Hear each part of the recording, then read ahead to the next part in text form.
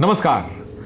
40 दिन बाद आज जब शराब की दुकानें खुली तो कई लोग ये कहते हुए पाए गए कि आज इतना पिएंगे कि कुत्ते फेल हो जाएंगे।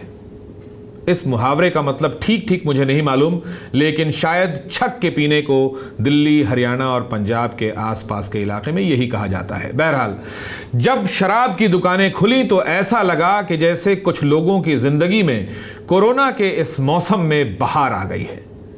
कौन से मास्क, कौन सी सोशल डिस्टेंसिंग, भीड़ इतनी बढ़ गई कि कई जगह पुलिस ने लाठी चार्ज कर दिया और कई जगह ठेके समय से पहले बंद करने पड़े। लोग बोरी और बड़े बड़े बैग लेकर ठेके पर हाजिर थे। जिसको जो माल मिला भर लिया, स्टॉक कर लिया। ये लोग मजदूर नहीं थे जिनके बारे में कुछ लोगों ने उड़ा दिया कि राशन खरीदने के पैसे नहीं हैं और शराब खरीद रहे हैं। ये शर्मनाक बात है।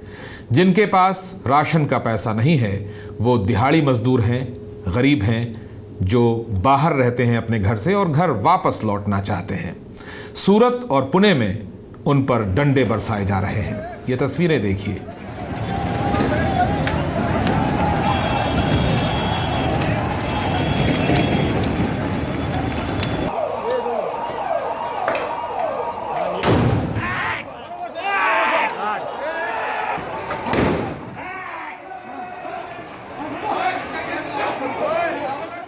सूरत के मजदूर घर जाना चाहते हैं लेकिन साधन नहीं मिल रहे हैं। तो वो लोग, जिनमें कुछ लोग पत्रकार भी हैं, उन्हें ज़मीनी हकीकत नहीं मालूम। और फिर सरकार ने इन मजदूरों के लिए शराब की दुकानें नहीं खोली हैं। सरकार ने दुकानें इसलिए खुलवाई हैं कि उसे मुनाफा हो। शराब के कारोबार में भारी मुनाफा होता है। आप हैरान हो जाएंगे ये जानकर कि शराब की बिक्री से कितना पैसा सरकार कमाती है।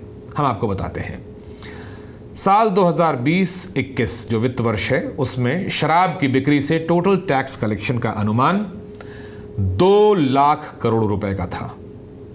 2 लाख करोड़ रुपए।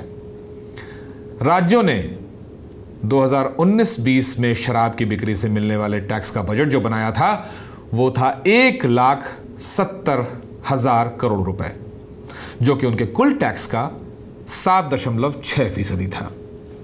पिछले साल के मुकाबले इसमें लगभग 11% की बढ़ोतरी का अनुमान लगाया गया था। लेकिन हुआ क्या? कोरोना आ गया और लॉकडाउन हो गया। लेकिन उससे पहले हम आपको अलग अलग राज्यों ने सालाना कितनी कमाई की वो भी दिखाते हैं। तमिलनाडु की कमाई लगभग 30,000 करोड़ रुपए, हरियाणा की लगभग 20,000 करोड़ रुपए, महाराष्ट्र, कर्नाटक, उत्तर प्रदेश, ये तमाम राज्य ऐसे हैं जहां शराब की भारी खपत है और कमाई हजारों करोड़ रुपए सालाना है। इस साल क्या हुआ? इस साल शराब की बिक्री रुक गई 40 दिन।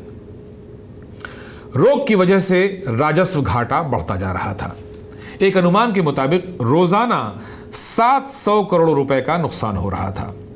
पेट्रोलियम प्रोडक्ट्स के बाद शराब की बिक्री से सबसे अधिक कमाई सरकार को होती है। मौजूदा समय में शराब और पेट्रोलियम दोनों ही जीएसटी के दायरे से बाहर हैं, इसलिए इनकी बिक्री से आने वाला पैसा राज्य सरकारों के खाते में जाता है। शराब की डिमांड टॉप पर है, मुनाफा चोखा है और शौकीनों की कमी नहीं है। इसलिए शराब की दुकानों को देखकर ऐसा लगा ही नहीं कि देश में महामारी फैली हुई है। सरकार को यह सोचना चाहिए कि जब चारों तरफ डर का माहौल है, लोग एक दूसरे से बच के चल रहे हैं, बच के मिल रहे हैं, वहां शराब खरीदने वालों ने कमाल की नजदीकी दिखाई। सरकार को उन्हें इनाम देना चाहिए कि मंदी और चौपट होती अर्थव्यवस्था में इन लोगों ने सरकार का फायदा करवाया। शराब खरीदकर हंसते खेलते घर चले गए। कुछ पिटे भी, लेकिन शराब की बोतल हाथ में लेकर घर जरूर गए। क्या ये कोरोना वॉरियर्स नहीं हैं? क्या सरकार इनके लिए भी फूल बरसाएगी? नहीं भी बरसाएगी तो भी इन्हें दुनिया से क्या फर्क पड़ता है। ये खुद ही ये कहकर मस्त हैं कि झूम बराबर झूम। नमस्कार।